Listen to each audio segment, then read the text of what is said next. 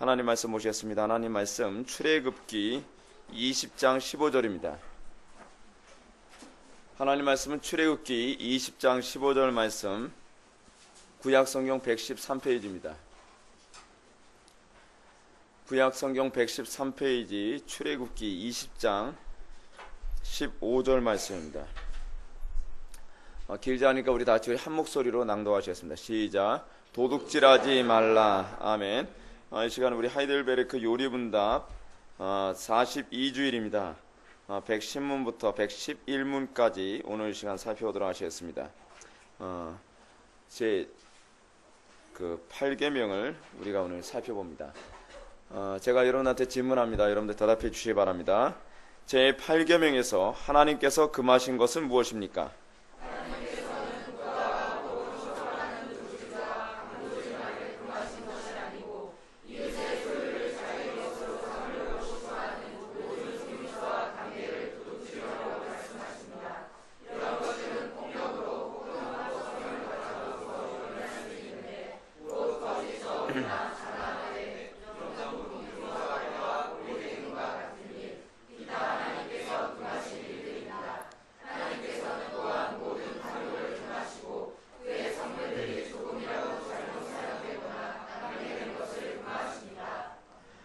네, 우리가 오늘 제 8계명 도둑질 하지 말라, 도둑질 금지 명령에 관해 살펴봅니다.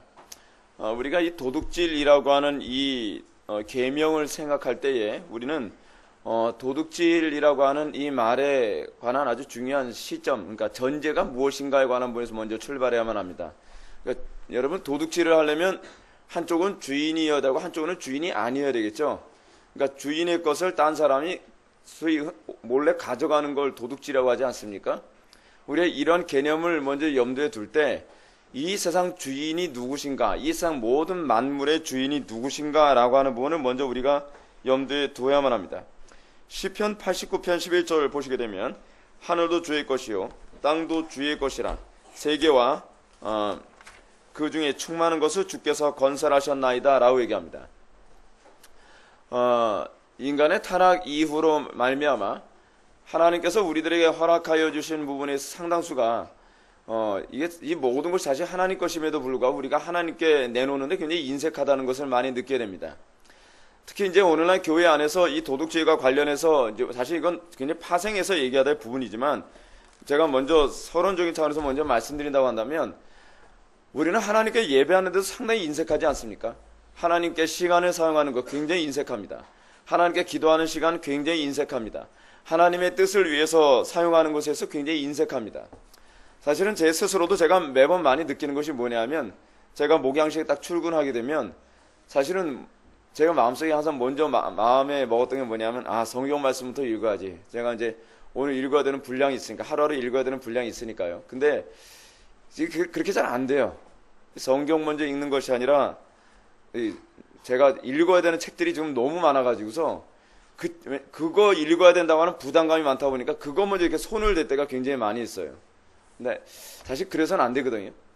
우리가 하나님과 관계 안에서 우리가 하나님 앞에 우선순위로 하나님께 우리가 먼저 모든 것을 드려야 된다라고 하는 태도가 우리에게 굉장히 중요한 태도라는 것이죠.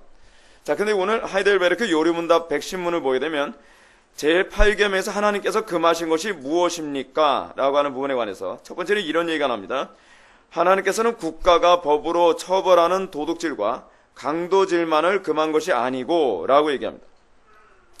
여러분, 여기서 국가가 처벌하는 것이라고 하는 것은 어떤 면에서는 불신자들까지도 다 포용하는 도둑질이라고 하는 기준을 얘기하는 거거든요. 자, 근데 이제 문제가 뭐냐면 오늘날 예수를 믿는다고 하는 사람들이 불신자들이 생각하는 이 도덕 수준에서 이건 도둑질이지라고 하는 정도에서 머물러 있어서는 안 된다는 겁니다.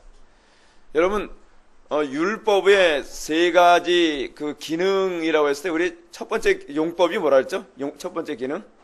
세상의 법이 만들어지는 동기로서의 율법이죠. 그렇죠? 근데 여러분, 세상의 법이 어떻게 만들어지냐면 여러분, 우리가 사는 이 시대의 법은요, 소위 실용법이라고 얘기하거든요. 그 사람들이 다수가 예를 들어서 이걸 죄라고 여기면 그걸 이제 법으로 정하는 거예요. 죄라고 규정을 하죠. 예를 들어서 여러분, 우리나라 안에서는 예를 들어서 뭐죠? 간통이 사회 문화 안에서 이게 죄다라고 규정을 하면 이제 세상 법이 그걸 죄로 규정을 하는 거예요. 근데 사회 통념상 간통이 왜 죄냐라고 하게 되면 법의 기준이 더 낮아져 버리죠. 지금 이게 소위 이제 실용헌법이라고 해서 미국 같은 경우는 그런 식으로 법이 오르락내리락 하거든요. 그러니까 여러분, 이 실용헌법이라는 관점에서 봤을 때 세상의 법의 기준이 점점 탄탄해지게 만들려면 사실은 기독교가 살아있어야만 합니다. 기독교가 이것이 죄다라고 하는 인식을 점점 더 사회 전반적인 부분에서 확산을 시켜야 되는 거죠. 그래야 가장 낮은 단계로서의 소위 세상 법이라는, 처벌법이라는 게 생긴단 말이에요. 근데 이제 문제가 뭐냐면 예수를 믿는다는 사람들이 아주 낮은 저급한 수준이었어요. 그러니까 하나님을 모르고 그 율법, 그 양심 자체가 굉장히 사악해진 불신자들의 율법적 수준에서조차도 그걸 받아들이기 힘들어한다면 이건 굉장히 심각한 거 아니냐는 거예요. 지금 여기서 지금 뭘 얘기하고 있습니까? 하나님께서는 국가법으로 처벌하는 도둑질과 강도질만을 금한 것이 아니라 세상 사람들이 이걸 처벌하라고, 세상 사람들이 이걸 죄라고 여기는데 오늘날 우리가 기독교인들조차도 이걸 죄라고 인식하지 못한다고 한다면 심각한 문제죠. 그러면서 당연히 죄로 여기는, 세상 법이 당연히 죄로 여기는 것뿐만 아니라 좀 더 넘어가서 뭐라고 얘기하죠? 이웃의 소유를 자기 것으로 삼으려고 시도하는 모든 속임수와 관계를 도둑질이라고 말합니다. 라고 얘기합니다. 여러분 각주 3번 한번 보시기 바랍니다. 누가복음 13장 14절, 군병들도 물어 가로되 우리는 무엇을 하리이까 하매 가로되 사람에게 강포하지 말며 무수하지 말고 받는 요를 족한 줄로 알라 하니라. 여러분 지금 이거 굉장히 심각한 문제라는 거 아십니까? 여러분 지금 우리나라 군인들은 어느 정도 그 월급을 받는지 잘 모르겠지만 예수님 당시의 군사들은요, 이 로마 군병들을 두고 하는 건지 제가 정확히 잘 모르겠는데 예수님 당시의 군병들은요, 이거로는 먹고 살기 힘든 수준이었던 거예요. 그러니까 예를 들어서 우리나라 옛날에 그 뭐죠? 그 이방이라고 하는 사람도 있었잖아요. 이방이라는 사람들. 그 사람들은 소위 봉사직이었거든요. 사회적으로 뭔가 이렇게 뭐 월급이 나오는 계층이 아니었단 말이에요. 근데 입에 풀칠해야 될 게 아니에요. 자, 이 계명 한번 적용해 볼까요? 어떻게 살아야 되죠? 뇌물 안 받으면 이방들이 입에 풀칠할 수 있습니까? 없습니까? 없어요. 다른 사람들 뒤통수 때리고 협박하고 뇌물 받고 해야만 먹고 사는 사람들이에요. 근데 지금 꼭 그런 수준인 거예요, 이 사람들이. 지금 세례요한에게 세례를 받으러 왔는데 구조상, 지금 여기서 제가 말씀드리려고 하는 것은 사회 구조상 이렇게 하지 않으면 먹고 살 수 없습니다. 어떻게 해야 될까요?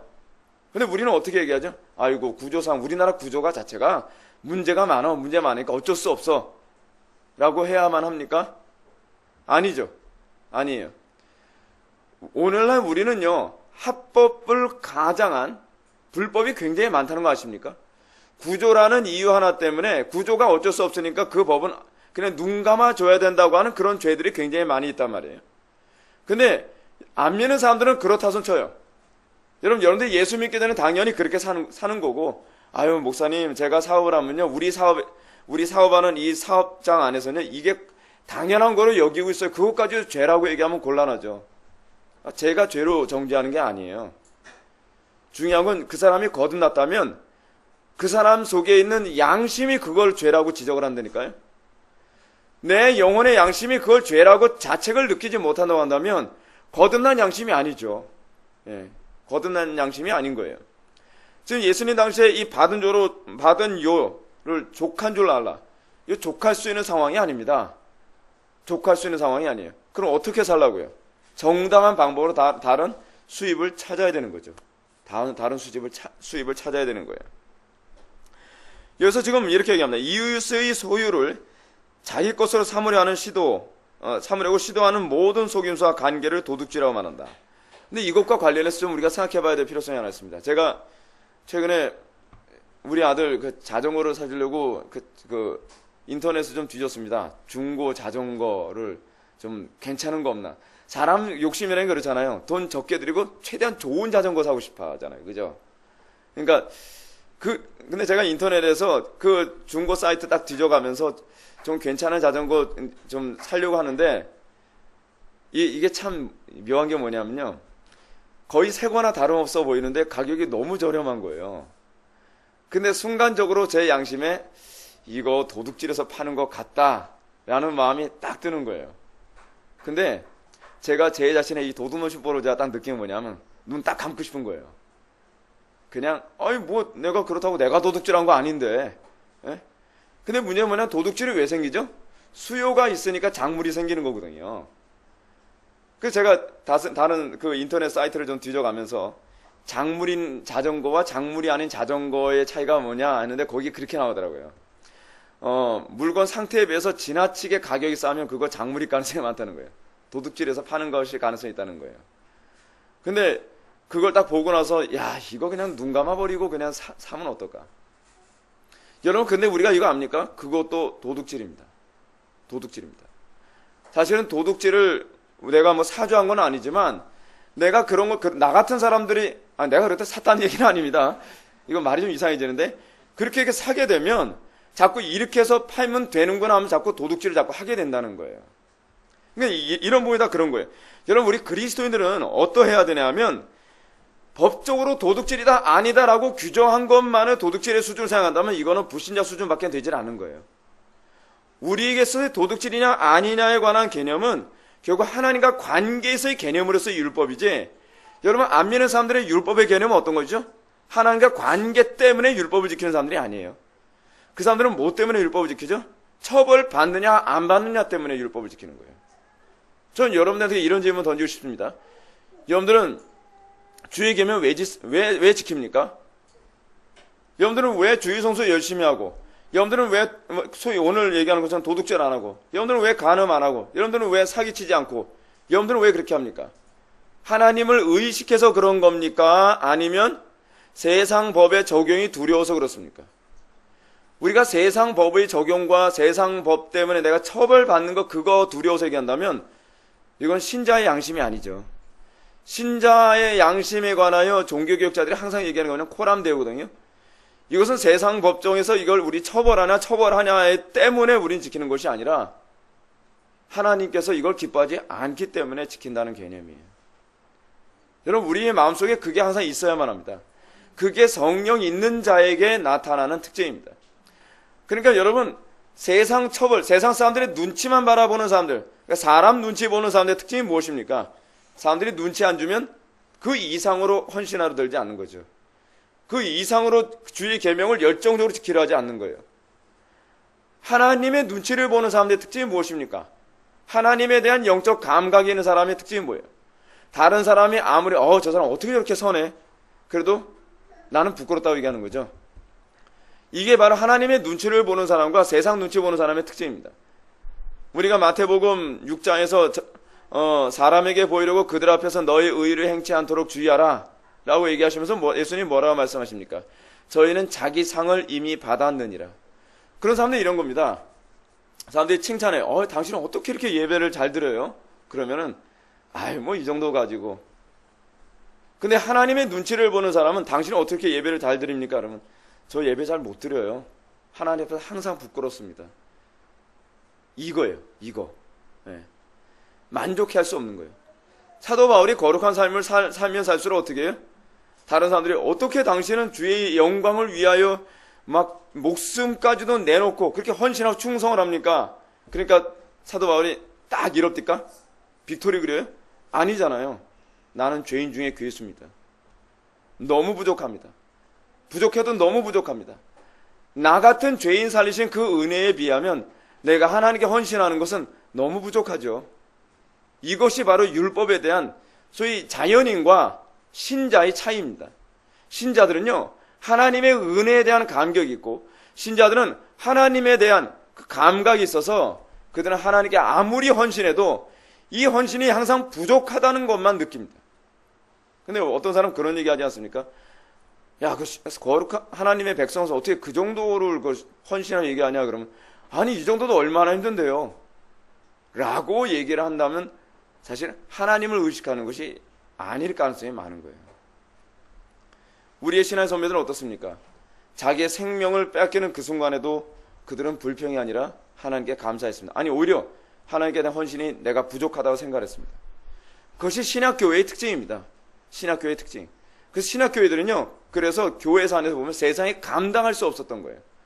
그들은 아무리 헌신해도 자기 의의에 사로잡힌 사람들이 아니라 오로지 아무리 헌신하지만 나는 주님의 의의로만이 천국에 갈 수 있는 존재이지 그래서 우리 신앙의 선배들이 뭐라고 표현했죠? 무슨 의? 누더기 같은 의. 그러니까 하나님의 은혜의 관점에서 봤을 때 내가 아무리 헌신하고 충성하고 희생을 한다 할지라도 그 의는 기껏해야 누더기 같은 의에 불과하다라고 생각했다는 겁니다.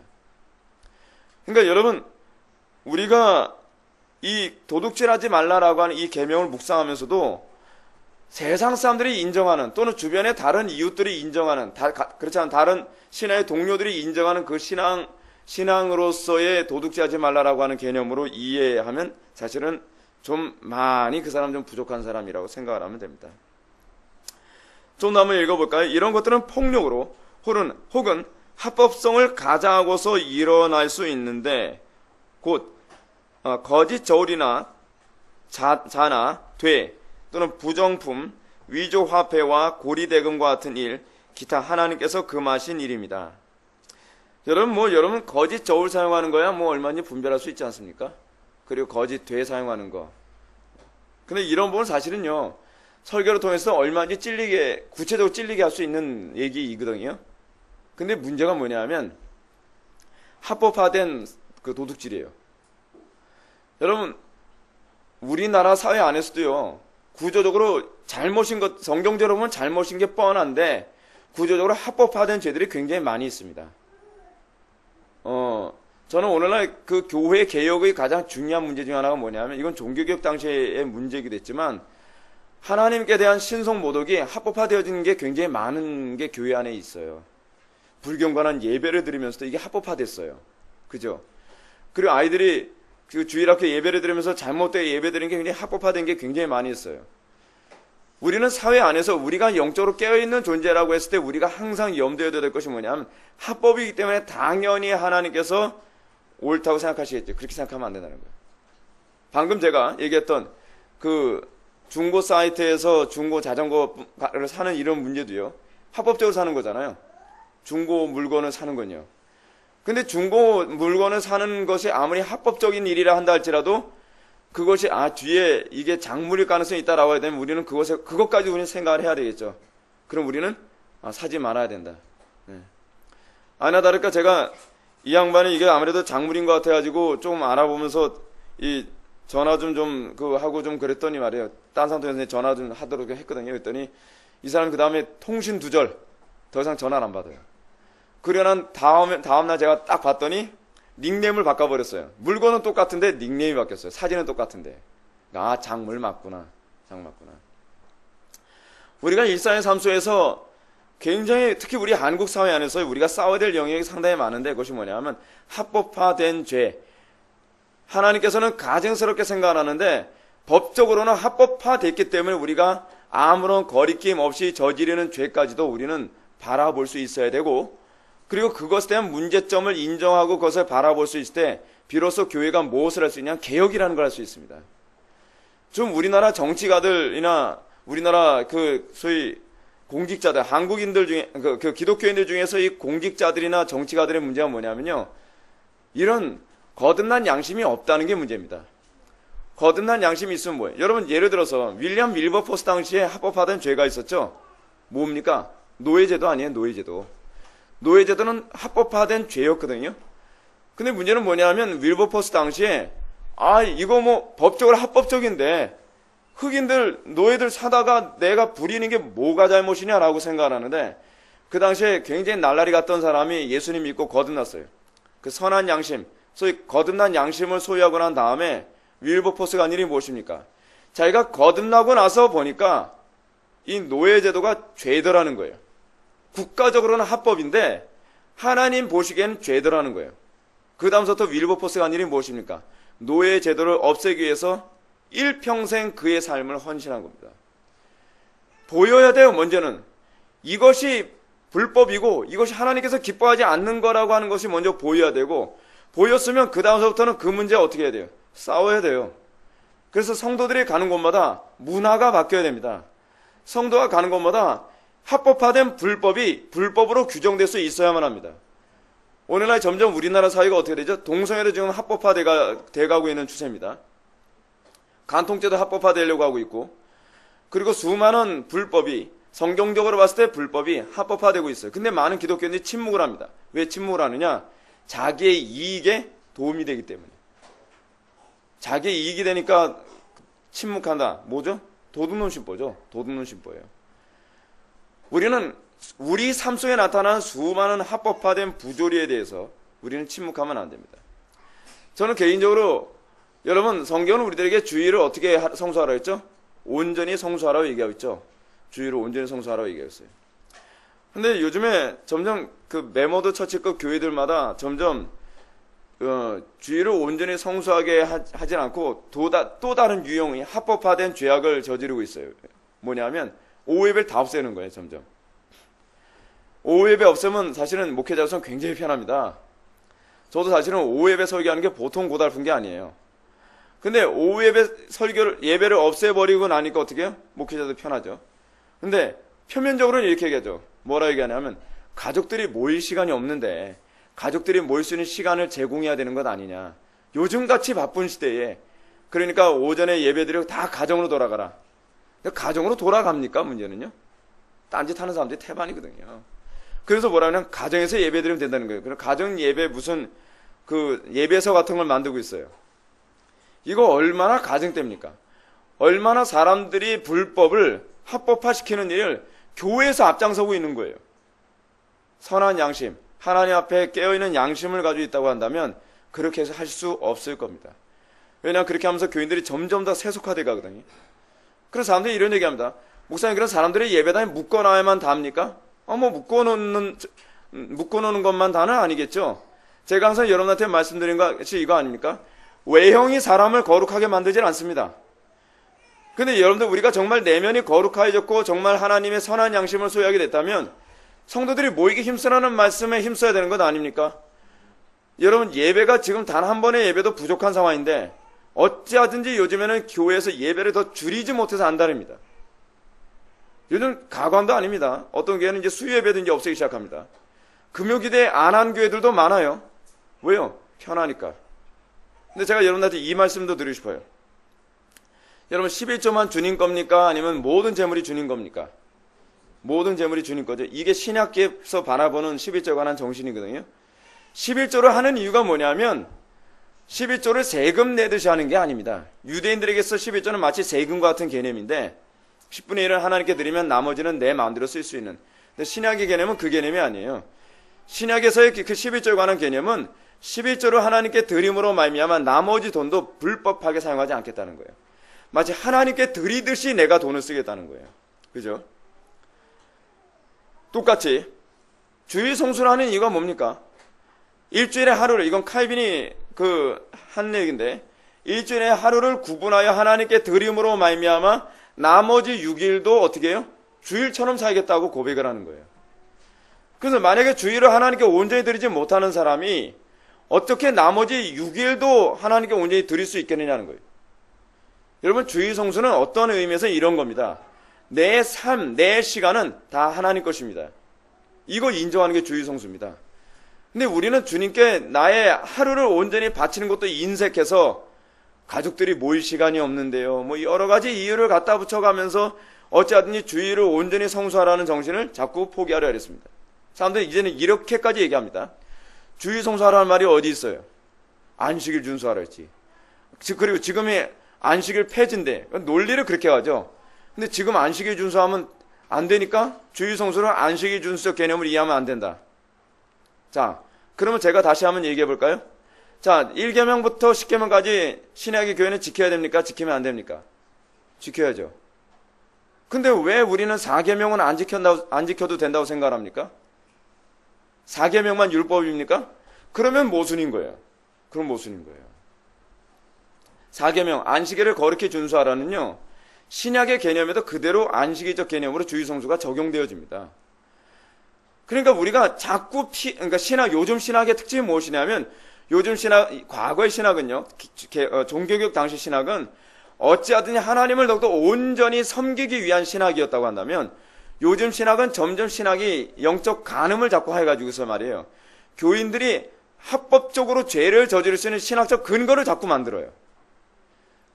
그래서 요즘에 개혁주의 안에서도 안식일 폐지론, 그러니까 주일성수 폐지론 주장하는 사람들이 많이 있거든요. 그리고 개혁주의 안에서도요, 11조 폐지론 주장하는 사람들이 많이 있어요.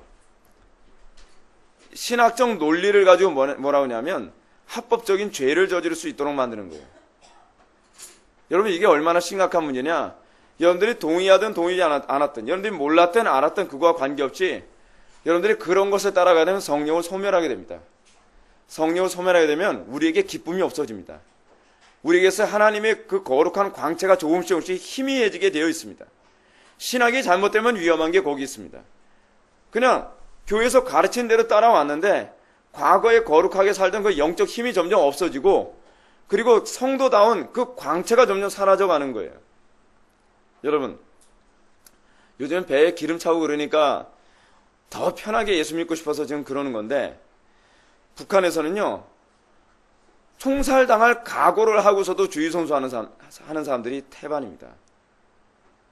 여러분, 우리가 너무나 신앙생활을요, 자꾸 미니멈에 자꾸 맞춰버리는 거예요.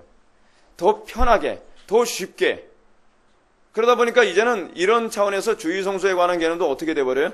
사람들이 주의성수 해주기 위해서, 주의성수 해주기 위해서요, 사람들이 주로 많이 놀러 다니는 곳에 무슨 예배당 하나 또 짓는 거예요. 그 놀러 온 사람들이 예배 드리고 가라고요.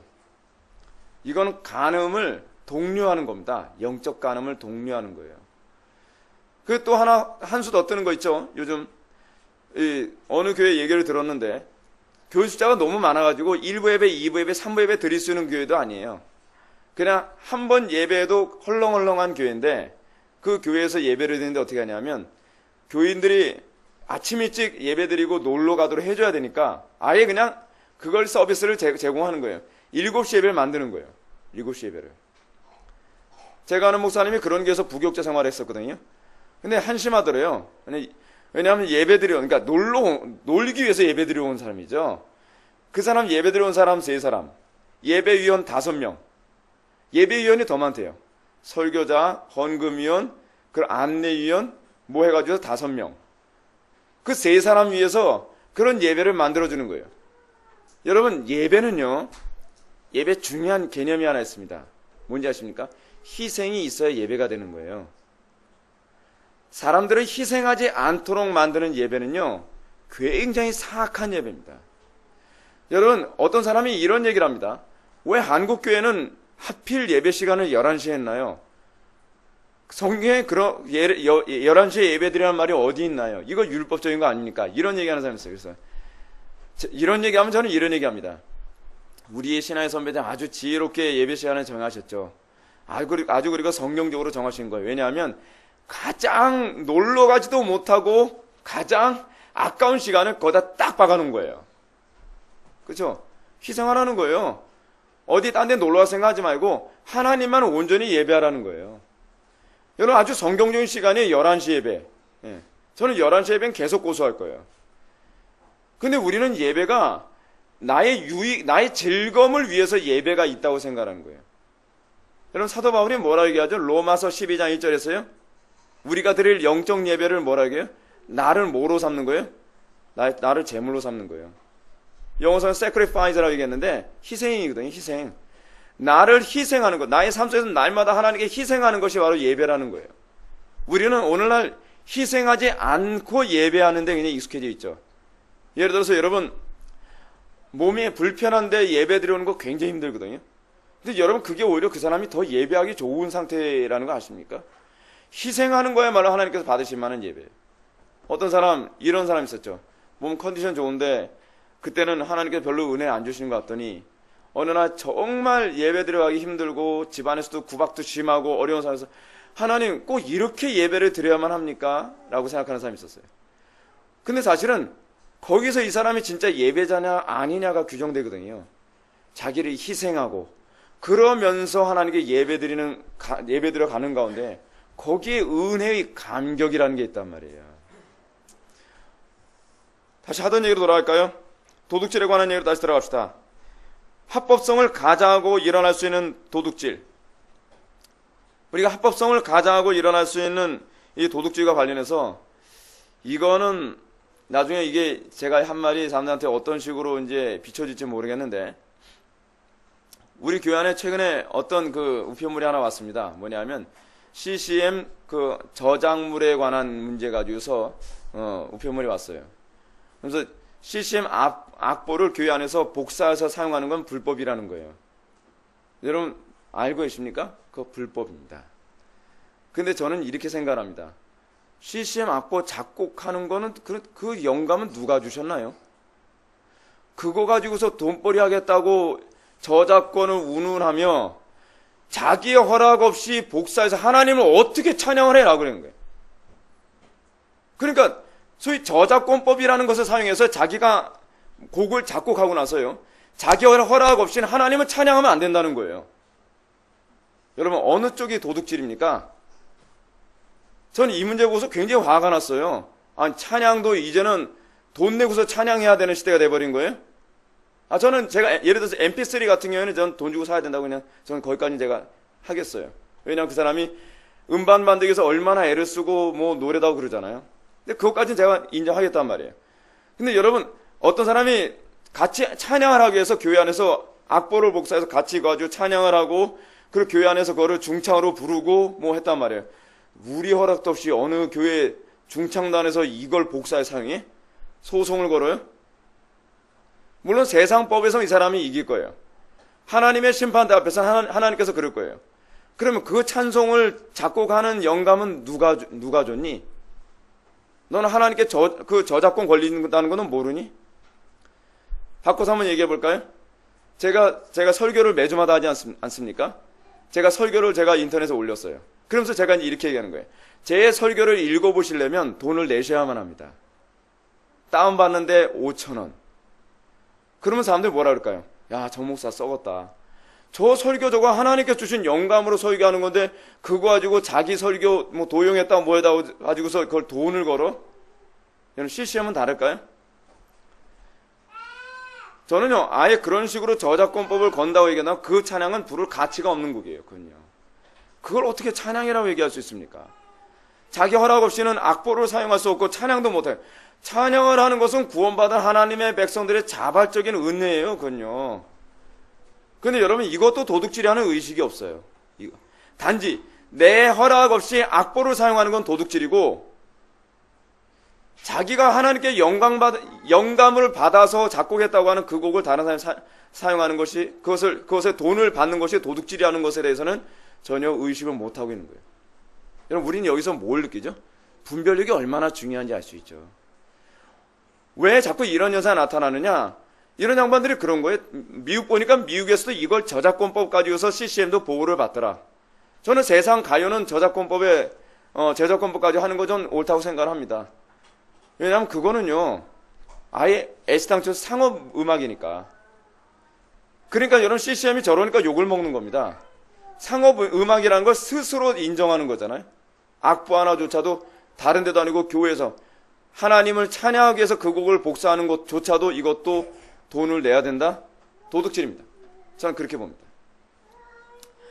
그러면서 여러분 그 다음 패러그래프 보실까요? 하나님께서는 또한 모든 탐욕을 금하시고 라고 얘기합니다. 여러분 사도 바울이 빌립보서 4장 12절에서 자신은 범사에 자족하는 일체의 비결을 배우노라 라고 얘기합니다. 여러분 우리가 이 탐심과 관련해 탐심이 10번째 계명으로 나오지 않습니까? 탐심이 10번째 계명이고 그것과 관련해서 이 탐심으로 인해서 나타나는 아주 주로 많이 나타나는 현상이 사실은 도둑질이죠. 근데 이 부분에 관해서 사도 바울이 뭐라 했냐면 자기는 범사에 자족하는 일체의 비결을 배웠다라고 얘기합니다. 왜 자족을 배워야 되느냐? 여러분 자족이라는 것은요 어디서 출발하는 그 전제가 무엇이냐면 모든 분배의 주체가 하나님이시라는 것을 인정하는 행위가 자족입니다. 근데 여러분, 우리가 타락한 이후에는 이거 참 인정하기 힘들어집니다. 하나님의 분배 행위를 인정하기 싫으니까 그것 때문에 나타난 것이 뭐냐면 간음이고요. 하나님의 분배 행위를 인정하기 싫으니까 그것 때문에 나타난 것이 도둑질입니다. 하나님의 분배 행위가 여러분 정당하다고 여러분 믿습니까? 그거 어떻게 믿어요? 저는 여러분 믿음 대단합니다. 아니, 어떤 사람은 지질이 가난하잖아요. 그렇게 애를 썼는데요. 그렇게 노동을 많이 하고. 이거 너무한 거 아닙니까? 여러분, 우리는 어떻게 생각을 해야죠? 모든 사람들이 다 똑같이 잘 살아야 되잖아요. 자, 이걸 구약에서 어떻게 가르쳤는지 아십니까? 하나님께서는 이 세상이 끝나는 그날까지 너희 가운데 뭐가 있을 것이다? 가난한 자가 있을 것이다. 그럼 왜 하나님께서 가난한 자가 있게 하십니까? 여러분, 하나님께서 골고루 분배해 주시면 되잖아요. 여러분, 공산주의와 기독교의 차이가 뭔지 아십니까? 분배 주체의 차이예요. 다른 건 거의 다 똑같아요. 그래서 공산주의 사상의 사람들이 막 환호하는 거예요. 너무 이상적이니까. 근데 문제는 뭐냐면 공산주의는요, 자기가 하나님이 되겠다는 거예요. 우리가 분배하겠다. 근데 자기네들이 분배하기 위해서 분배하는 행위를 하다 보니까 어떤 현상이 나타나면 노동 의욕이 사라져버리죠. 그래서 공산주의가 어느 나라든지 잘 살지 못하는 이유가 바로 거기 있는 거예요. 근데 기독교는 달라요. 기독교는 분배의 주체가 하나님이세요. 분배의 주체 하나님이신데 이 분배를 하기 이전에 우리가 돈을 버는 의욕은 소위 제가 마틴 루터의 천직 사상에 관해서 제가 여러분한테 말씀드리지 않았습니까? 마틴 루터에게서의 직업은 뭐라고요? 천직이에요. 왜 천직이냐? 내가 하나님의 은혜로 구원을 받고 나서 보니까 내가 이웃을 사랑하는 방법이 뭐냐면 직업이더라는 거예요. 그래서 마틴 루터에게 있어서 직업은요, 다 뭐냐면 신앙과의 연결선상에 있는 거예요. 최근에 제가 스웨덴의 사회복지에 관한 동영상을 하나 봤습니다. 스웨덴은요 100년 넘게 좌파가 그 정권을 장악한 나라거든요. 근데 그러다가 최근에 스웨덴에서 소위 보수파가 정권을 장악하게 됐어요. 아주 난리가 났죠. 근데 보수파가 정권을 장악하고 난 다음에 일방적인 그 분배는 이제 하지 않겠다. 그 분배를 어떻게 하냐면 이제 차별 분배를 하겠다는 거예요. 그래서 아무에게나 막 분배하는 것을 이제 제동을 걸었어요. 그랬더니 노동자 계급에서 막 그 나라도 막 데모하고 난리도 아니었습니다. 근데 제가 그 스웨덴의 모습을 보면서 한 가지 굉장히 감동받은 게 하나 있습니다. 거긴요 복지가 굉장히 잘 되어 있습니다. 어느 정도로 잘 되어 있냐면 어떤 여자인데 거의 입으로 뭐 먹고 마시는 거 이외에는, 그러니까 머리만 움직이는 거 이외에는 아무것도 못해요.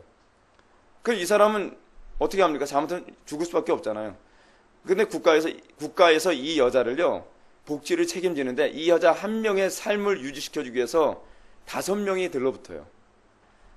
그러니까 아침 일찍 출근해가지고 이 여자가 잠들 때까지 빨래, 목욕, 그리고 식사, 그리고 예를 들어서 TV 보고 뭐 키는 거, 모든 필요를 다 채워주는 거예요. 5명이 번갈아 가면서 말이에요. 근데 이 여자가 하는 얘기가 그겁니다. 저는요 복지 혜택을 많이 받지 못해요. 이유는 제가 젊었을 때 몸이 아팠기 때문에 노동을 많이 못했거든요. 노동을 많이 한 사람은 많은 혜택을 받고 노동을 적게 한 사람은 조금밖에 혜택을 못 받는다는 거예요. 그러니까 이제 그 인터뷰하는 사람이 묻습니다. 그럼 불만스럽지 않습니까? 전 불만스럽지 않아요. 왜냐하면 당연한 거니까요. 그러면 그 나라는 세금을 어떻게 할까요? 무지하게 많이 낸대요. 세금을요. 근데 국민들은 뭐라 하냐면 우리는 세금 많이 내는 거에 대해서 전혀 불만이 없다는 거예요. 왜요? 세금을 많이 낸 만큼 언젠간 자기가 돌려받게 되는 것이고 내가 세금을 많이 내므로 말미암아 다른 사람들에게도 유익이 된다는 거예요. 이 정도 되면 우리나라 복지해도 된다고 저는 생각을 해요. 근데 우리나라 사람들은 지금 문제가 뭐가 있죠? 제가 이 계명과 관련해서 말씀드릴게요. 돈은 심보가 가득해요. 조금 내고 혜택 많이 받겠다는 거예요. 여러분, 왜 우리나라는 복지를 하면 안 된다고 생각하는지 아십니까? 스웨덴은요 마틴 루터의 영향을 받은 나라예요. 제가 보니까 루터교가 굉장한 영향력을 끼친 나라더라고요. 그래서 그들은요, 노동을 굉장히 중요시 여겨요. 스웨덴에서 보수파가 정권을 장악했던 이유가 뭐냐면 그 젊은 사람들한테 인터뷰를 했더니 이러더라는 거예요. 아니, 노동을 한 사람이나 안 한 사람이나 똑같이 혜택을 받으니까 노동 의욕이 사라지더라는 거예요. 그래서 조금 일한 사람은 조금 혜택 받고 많이 일한 사람은 많은 혜택을 받도록 하는 복지 정책에 대해서 찬성하기 때문에 많은 사람들이 거기에다 표를 던졌다는 거죠. 우리나라의 복지와 관련해서 먼저 염두에 둬야 될 것은 국민들 의식 속에서 소위 공짜의식, 도둑놈 신보, 이게 사라져야만 합니다. 근데 이건 복음만 할 수 있는 일이에요. 도둑질 하지 말라? 여러분, 도둑질 하지 말라라고 하는 것 중에서 합법화된 도둑질 중에 하나는 뭔지 아십니까? 적게 일하고 많이 받으려고 하는 거예요. 우리가 오늘날 지금 우리나라 사회 안에서도 계속 여기저기서 데몬스트레이션이 굉장히 많이 일어나잖아요. 데몬스트레이션 많이 일어나는 것 중에 하나 이유를 보게 되면 그들은 표면적으로 노동자의 생활과 인권을 보장해달라고 하는 거예요. 여러분, 근데 이거요, 우리 기독교적인 입장에서도 어느 정도 긍정해줘야만 합니다. 무조건 나쁘다고 얘기하면 안 됩니다. 근데 문제가 뭐냐면 과도한 것에 관해서는 반드시 절제가 되어야 되는 거예요. 문제는 자꾸 극단에서 극단으로 치우치거든요. 노동자의 권익이 아예 무시된 시대가 있었고요. 노동자의 권익이 너무 극대화된 시대가 있단 말이에요. 기독교는 이것에 균형을 잡도록 헌신하는 것이 또한 기독교라고 생각합니다. 많이 일하고 많은 대가를 받는 사회, 적게 일하고 적게 보상받는 사회, 정당한 거죠. 정당한 거예요. 근데 오늘날 우리나라에서 일어나는 시위의 상당수는 어떠냐면 욕심으로 일어나는, 소위 도둑심보로 일어나는 거예요. 적게 일하고 많이 받겠다는 거예요. 왜 더 안 주냐는 거예요. 이런 상태에서는요, 복지가 되면 안 됩니다. 왜냐하면 사람들이 자족할 줄 모르니까요. 자족할 줄 모르는 거예요. 그래서 여러분, 잠언에서도 뭐라고 얘기합니까? 거머리에게 두 딸이 있는데 한 딸은 뭐라 하면 다오. 두 번째 딸도 뭐예요? 다오. 다오 하는 거예요. 더 달라 하는 거예요. 만족할 줄 모르면 이 사회가 정상적으로 돌아갈 수 없습니다. 제가 이 스웨덴의 복지를 보면서 제가 깨달은 게 시스템이 아니었습니다. 아, 스웨덴 사람들은 그 양심 자체가 참 선하구나. 봐줄만 하구나. 지금 우리나라 사회 안에서 지금 기독교가 너무나 잘못한 것이 무엇이라고 생각하냐면 교인 숫자 늘리는 데 힘쓰는 것이 잘하는 게 아닙니다. 사실은 기독교 역사 100년 기간 동안에 무슨 일을 했어야 되냐면 한국 사람들 전반적인 이 시민의식, 그 국민성 자체가 완전히 개혁되는 데 일조를 했어야만 했습니다. 선한 양심을 갖도록 만들었어야 돼요. 그렇다고 한다면 이런 복지 문제 가지고 살 때 사람들은 지나치게 복지를 포퓰리즘으로 만약에 내세운다면 국민들이 그쪽에 표를 찍어주지 말아야 돼요. 근데 우리나라 사람들은 어떠냐면 이것이 도둑놈 심보로 자극하고 있다는 걸 뻔히 알면서도 막 찍어주는 거예요. 그러니 나라가 이 모양이 꼴이죠. 정치가들이 나쁘니까 우리나라 정치가들 인간도 아니다? 아유, 누가 찍어줬는데요? 이건 국민의 수준이 그 결과를 초래한 겁니다. 우리가 신앙생활 하면서 우리 그리스도인들부터 정말 무장해야 되는 것이 뭐냐면 범사에 자족하는 일체의 비결을 배워야만 합니다. 자족하는 법을 먼저 배우십시오. 감사하는 법을 먼저 배우십시오. 그리고 저는 우리나라 사회가 할 수만 있다면 사회복지 제도가 좀 잘 됐으면 좋겠습니다. 정말 가난한 사람들, 정말 노동 능력이 사실 없어서 수입을 창출해내지 못하는 사람들은 사실은 국가가 보호해준다면 얼마나 좋겠습니까? 그렇죠? 그렇지 않으면 그 지체부자여자들, 그렇지 않으면은 부모 없이 홀로 생활하는 그런 학생들, 여러분 그런 아이들은, 그런 청소년들은 국가에서 이렇게 도와주고 그러면은 얼마나 좋겠습니까? 근데 문제는 우리나라가 전반적으로 도둑심보를 버리지 못해서 이게 문제라는 겁니다. 그리고 여러분, 도둑질과 관련된 부분에서 여러분들 정신을 차려야 되는 게 이겁니다. 낭비입니다. 낭비. 여러분, 낭비가 도둑질이라는 인식을 우리가 가져야만 합니다. 그러니까 여러분, 그 선진국들의 특징이 무엇이냐면 낭비가 도둑질이라는 의식을 가지고 있어요. 근데 여러분, 선진국 했을 때 우리가 선진국 하게 되면 항상 우리가 열등감 같은 게 간혹가다 있잖아요. 근데 선진국 하게 되면 거기가 다 기준이 있어요. 다 기독교 국가예요, 거기가 다. 기독교 국가든지 그렇잖아요. 기독교의 정신이 거의 다 영향을 끼친 나라예요. 하다못해 일본의 정신 문화의 그 중심은 누가 영향을 끼쳤다고요? 기독교라고 하잖아요. 기독교. 이건 재팬타임즈에서 인정한 거 아닙니까? 그래서 여러분, 우리가 예수를 믿는 사람이라고 한다면 우리가 끊임없이 염두에 둬야 될 것이 무엇이냐면 우리의 삶 속에서 쓸데없이 낭비되는, 소위 누수되는 그런 것이 없는가를 생각해 봐야만 합니다. 소위 이 음식 문제, 우리나라가 지금 몇 조 원 정도씩 음식 낭비가 심하다 그러지 않습니까? 이거 사실 우리 정말 많이 정신 차려야 돼요. 그리고 시간 낭비. 요즘에 사람들이 타임킬러라고 오락을 하는 사람이 있는데 이거 정말 하나님, 여러분 시간이 생명이라는 걸 알고 있습니까? 시간이 생명이라는 의식을 가지고 시간을 절약하는 법을 우리가 배워야만 합니다. 그리고 재물을 우리가 절약하는 것, 적절하게 바르게 사용할 줄 아는 것, 그리고 우리에게 주어진 여러 가지 것들, 그 풍요로움, 하나님께서 주신 겁니다. 하나님께서 주신 그 풍요로움을 적절하게 제대로 활용할 줄 아는 것이, 그것이 정말 그리스도인이 아니겠습니까? 그래서 안 믿는 사람들이 더욱더 그리스도인들을 보면서 본받고 싶고 존경스러운 존재가 되어야만 할 것입니다. 그리고 도둑질과 관련해서 또 잠깐 제가 이웃의 물건을 정당한 대가 없이 취하는 거, 이거 굉장한 도둑질이죠.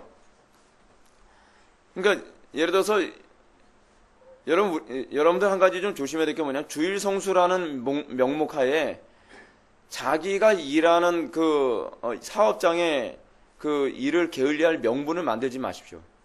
그건 결코 바람직하지 않습니다. 간혹 가다가 자기가 일하는 사업장에 일을 게을리하면서 저 주일성수해야 되기 때문에 못 나옵니다. 하나님 얼굴에 먹칠을 해도 아주 고급으로 먹칠하는 거죠. 그렇게 하면 안 되는 거죠. 제가 아는 어떤 사람은 주일성수를 하기 위해서 온갖 지혜를 계속 짜내는 사람이 하나 있어요. 어떻게 지혜를 짜느냐? 주일성수를 하기 위해서 그 전날 자기가 야근을 해가면서까지 일을 다 처리해 놓는 거예요. 누가 뭐라 그랬습니까? 이런 사람들. 자기가 주일성수를 하기 위해서 다른 사람의 필요를 다 채워주면서 그 사람하고 체인지를 해주는 거예요. 모든 자기가 그 도움을 다 줬기 때문에 그날 주일성수하기 위해서 체인지 해준다라고 하는 것에 관해서 절대로 별로 불만스러워하지 않거든요. 오히려 저런 사람이 예수 잘 믿어야지 오히려 막 권면해 줍니다.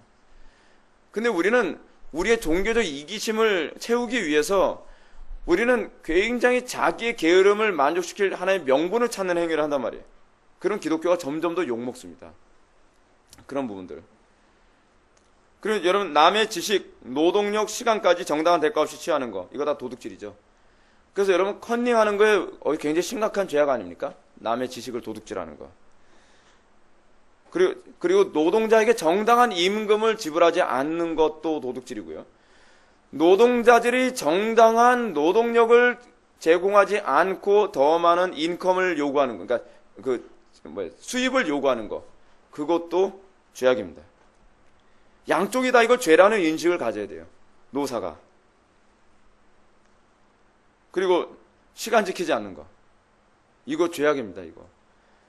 딴 사람 미리 와서 기다렸는데 5분 늦고 10분 늦고 이게 몸에 밴 사람들 상당히 많이 있는데, 남의 시간은 도둑질하는 거거든요. 시간 늦지 말아야만 합니다. 그래서 우리 애들에게는 항상 철칙이 뭐냐면, 좀 학교 시간 늦을 것 같으면 무조건 한 대씩 맞고 가요. 이런 시간 지키는 훈련은 반드시 자녀들에게 훈련시키시기 바랍니다. 그리고 직장에서 여러분들 시간 내에 최선을 다하지 않고 그 시간 낭비하는 거, 이것도 정말 죄악이라는 인식을 가져야만 합니다. 그 사람들은 우리에게 돈을 지불하고서 일을 시키는 겁니다. 그래서 최선을 다해서 노력을 해야만 합니다. 최선을 다해서요. 그러니까 오히려 회사 사장이 야, 이거 돈이 페이가 너무 부족한 거 아닌가, 그런 생각을 할 정도로 정말 우리가 최선을 다해서 일해준다면 정말 이 사회가 정말 바르게 돌아가지 않겠습니까? 근데 이게 거꾸로 돌아가고 있어요. 어찌하든지 노동자들은 조금이라고 많이 받으려고 하고, 또 사업주들은 많이 일시키고 조금 주려고 하고, 그러니까 맨날 싸우죠. 맨날 싸우는 거예요. 그 부정직한 상거래, 자꾸 이렇게 폭리 취하려고 하는 거, 이런 것도 정말 기독교인들은 해서는 안 되는 부분입니다. 그리고 영화 같은 거 막 다운받지 마세요. 영화 같은 거에 그 불법 다운받지 마시고, 요즘에는 사실 돈 내고서 다운받을 수 있게, 합법적으로 다운받을 수 있게 된 거 있잖아요. 되도록 그렇게 다운받아서 보시도록 하십시오. 그런 것도 사실은 우리가 남이 힘들게 만든 영화 이 도둑질하는 거거든요. 그건 근절돼야 될 부분이기도 합니다. 그리고 뇌물을 받는 거. 그 뇌물을 받는 게 왜 도둑질이냐? 불로소득이거든요. 예. 이것 때문에 법이 자꾸 다 틀어지잖아요. 우리가 이제 다음 시간에 우리가 거짓 증거하지 말라라고 하는 부분을 우리가 살펴봐야 될 텐데, 거짓 증거하지 말라라고 하는 이 부분에서 이 판결을 굳게 만드는 것이 얼마나 심각한 죄악인지 다음 시간에 우리가 살펴봐야 될 겁니다. 이런 부분에서 우리가 교회들이 많이 좀 깨어 있어야 될 것 같습니다. 또 하나 제일 중요한 거, 하나님의 영광 도둑질하는 거. 이건 정말 큰 죄악입니다. 하나님의 영광을 나타내지 않는 것이 여러분 도둑질이에요. 하나님께서 우리를 통하여서 영광 받기 원하시는데 우리가 하나님의 영광 드러내는데 너무나 게으르지 않습니까? 여러분, 우리는 하나님 영광에서 죽도록 충성하면서도 내가 더 하나님께 하나님 영광 드러내지 못하고 항상 부끄러워하며 살 수 있기를 바랍니다. 이런 사람들이 정말 선한 양심을 가진 사람이라고 할 수 있을 것입니다. 111문 제가 질문합니다. 이 계명에서 하나님께서 원하시는 것은 무엇입니까?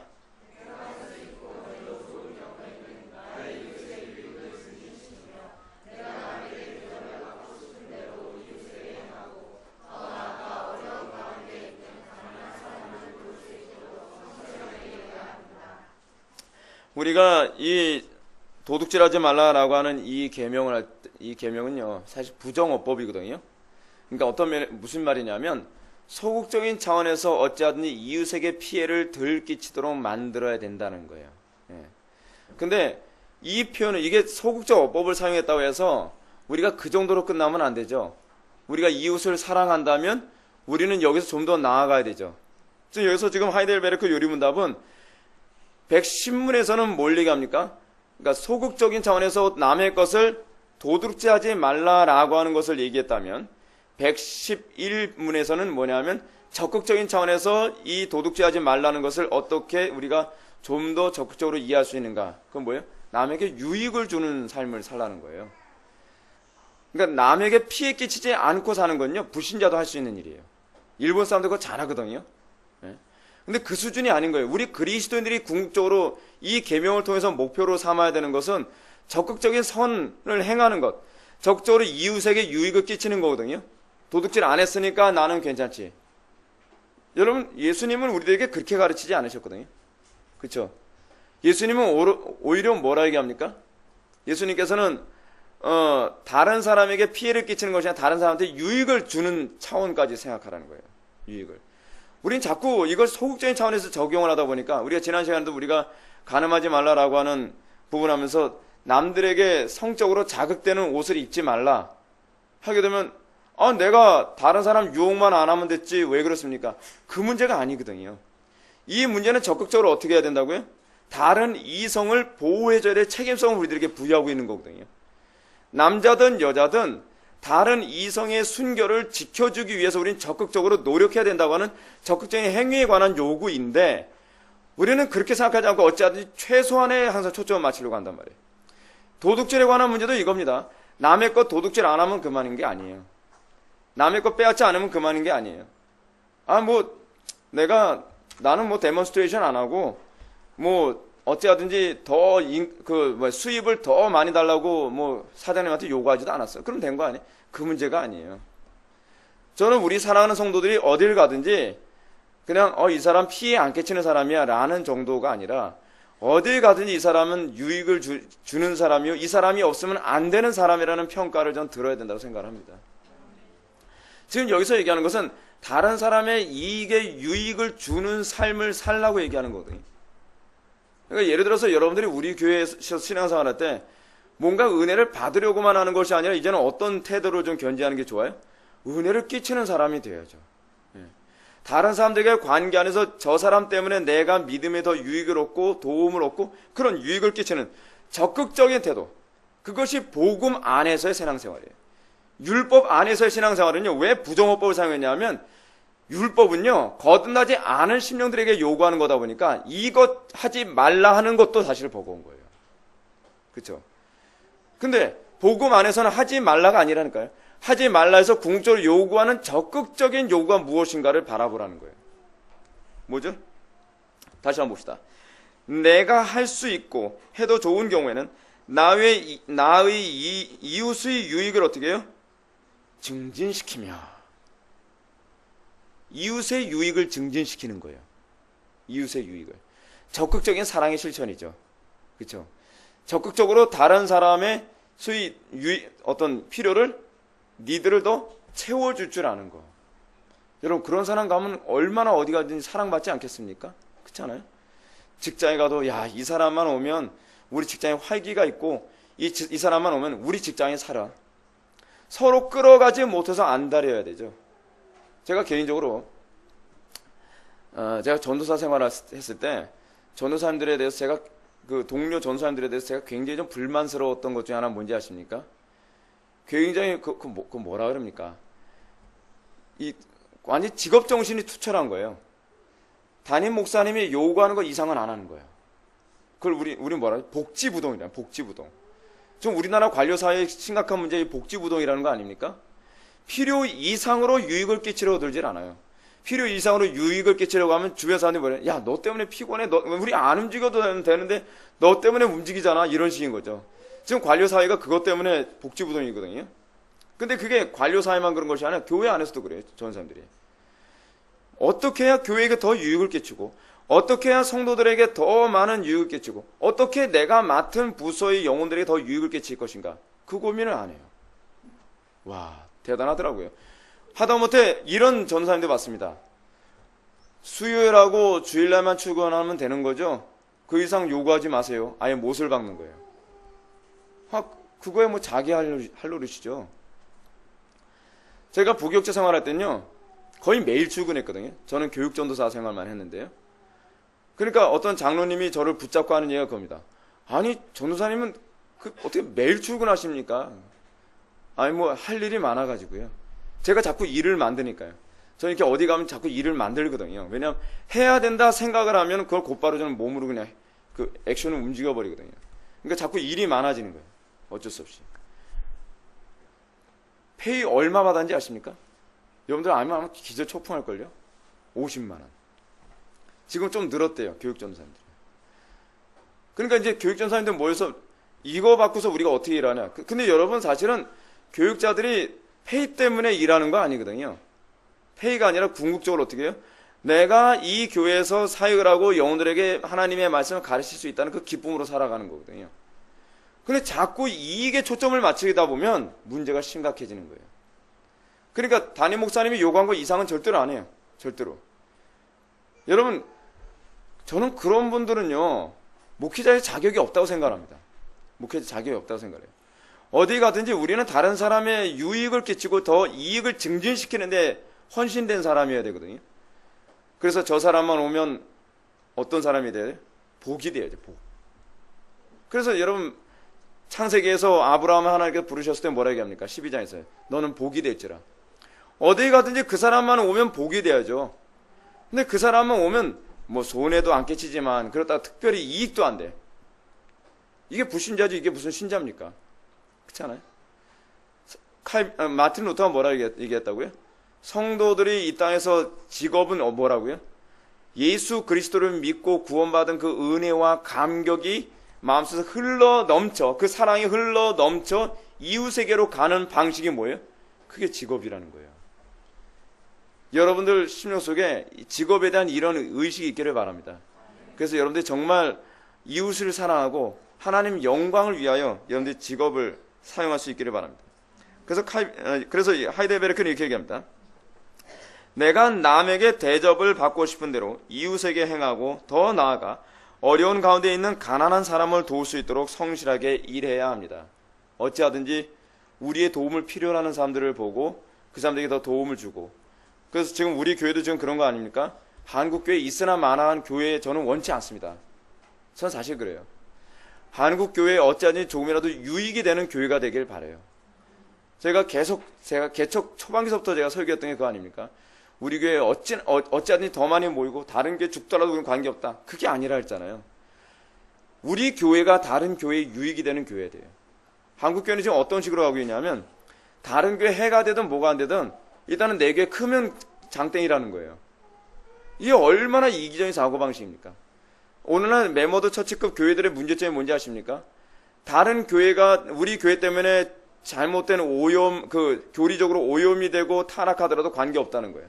드레스대학 쓰고 알파고 관상기도고 한국교회 해가 되더라도 우리 교회 유익만 되면 무조건 수입하겠다는 거예요.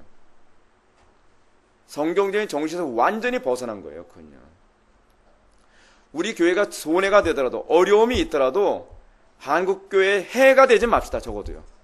한국교회 유익이 되기 위해서 모인 존재들이라는 것을 인식해야 되고, 여러분들 각자가 우리 교회의 세포로서 여러분 어떤 생각을 해야 되냐 하면, 나는 부분적으로는 이 교회에 유익을 주고, 더 나아가서는 우리 공동체 안에서 여러분들 각자가 그 본분을 최선을 다해서 감당함으로 말미암아 한국교회가 우리 교회를 주목할 때에 이것이 정상적인 바른 교회의 모델이다라고 그들이 힘을 얻고 용기를 얻을 수 있는 교회를 우리가 세워줘야 된다는 겁니다. 우리가 소명감을 가지고 우리가 정말 신앙생활하고, 소명감을 가지고 직장생활하고, 소명감을 가지고 학생들은 공부 좀 열심히 하시기 바랍니다. 예. 그래서 여러분 요거 하나만 더 얘기하고 끝낼게요.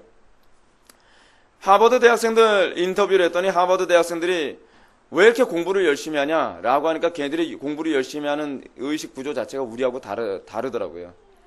걔네들은 뭐라냐면 하버드 대학이라고 하는 이 좋은 대학교가 우리에게 많은 혜택을 줬기 때문에 어찌하든지 이젠 내가 받은 혜택을 사회에 나가서 다시 반환하기 위해서 나는 공부를 열심히 한다. 그렇게 얘기를 합니다.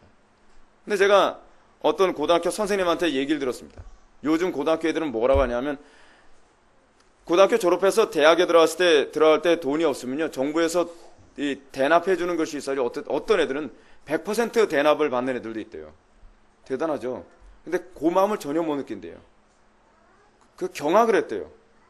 어느 정도냐면 당연히 해줘야 되는 거 아니에요? 국가가 당연히 이런 거 해줘야 되는 거 아니냐는 거예요. 이런 어이없는 소리가 어디 있습니까? 국가가 그렇게 안 해주는 나라도 많아요. 우리가 다른 사람한테 도움을 받았으면, 우리가 정말 선한 양심을 가졌다면 우리는 어떤 태도를 견지해야만 합니까? 이제는 내가 더 이상 받는 입장이 아니라, 좀 제발 그 거지처럼 말이에요. 맨날 더 많이 받을 생각만 하는 것이 아니라, 이제는 내가 받은 만큼 이웃에게 어떻게 환원할 것인가를 고민하면, 그런 차원에서 공부를 하니, 여러분 하버드 대학교 아이들이 얼마나 공부를 드립하겠습니까? 다른 사람에게 유익을 주기 위해서 공부를 하는 애들과 나 하나 잘 먹고 잘 살기 위해서 공부를 하는 애들과 차이는 하늘과 땅 차이 있죠. 그게 바로 미국이라는 나라의 아직 살아있는 모습입니다. 우리나라가 수준이 이렇게 많이 떨어집니다. 근데 그것은 민족성의 문제가 아니라 복음이 만든 결과입니다.